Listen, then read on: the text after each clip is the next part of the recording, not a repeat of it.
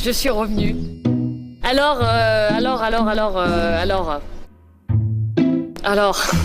je sais pas quoi dire. Bah oui, j'ai fait une grosse pause quand même, presque un an, donc je reviens sur les chapeaux de roue, donc voilà, ça va bien. Allô ? Je devais revenir un petit peu plus tôt et en fait,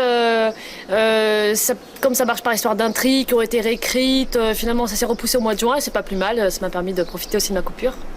Parce qu'en fait là on m'a quitté, j'étais en partance pour le Brésil avec mon nouveau mari Vadim Casals et donc on reprend l'histoire, nous sommes encore au Brésil, voilà. Il s'est passé beaucoup de choses. Allô ? Bonjour, je suis bien chez Guillaume Leserman ? Oui, tout à fait. C'est qui ? Alix, tais-toi s'il te plaît, j'entends pas. Excusez-moi, je suis Adriana, la compagne du docteur Leserman. Il n'est pas là pour le moment. Qu'est-ce qui se passe? Guillaume a une femme installée chez lui. On a tourné dans une magnifique maison à côté de Marseille, dans Marseille, assez loin, avec un jardin vraiment qui faisait la blague, quoi, qui avait l'air bien exotique, il y avait des palmiers, donc bon, comme le Brésil ça représentait que 3-4 scènes, ça le faisait. En route pour la gloire, professeur. En route.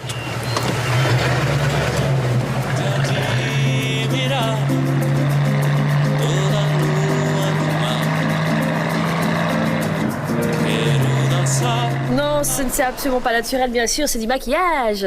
C'est du maquillage fait à l'alcool pour simuler des brûlures, enfin des brûlures qui sont bien passées quand même.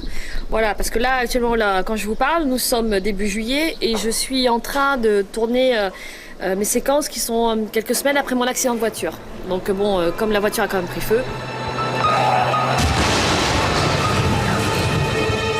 Vadim, tu me jures qu'elle va bien? Oui, fais-moi confiance. C'est juste qu'elle veut pas affoler les gens à distance. Ah, Luna tripe mal sur son retour. Luna, ça va pas du tout. Défibrillateur, rapido. En fait, Vadim est sur le point de commercialiser une de ses nouvelles recherches, de breveter une des molécules. Enfin, il a toute une recherche médicale sur laquelle il a travaillé depuis 1 an. Mais dis donc, tu vas devenir célèbre, mon amour. Et très riche. Et il est sur le point donc de commercialiser ça, et donc forcément il attire un peu ceux qui sont appâtés par le gain et l'argent, dont un certain Denilson, qui est le gourou d'une secte. Évidemment, Vadim va se laisser prendre au piège.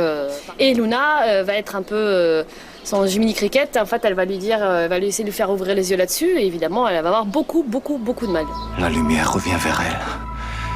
Je la sens. Luna! Le Seigneur a entendu nos prières, Dr. Casals. Comment vous avez fait? Donc je suis morte, mais en fait je ne suis pas morte parce que Vadim a été manipulé par Denilson. Je reviens et il m'arrive d'avoir des visions.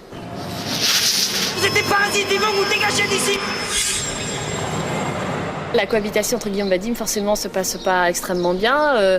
Luna déjà est pas très claire vis-à-vis de ça entre les deux, Guillaume non plus.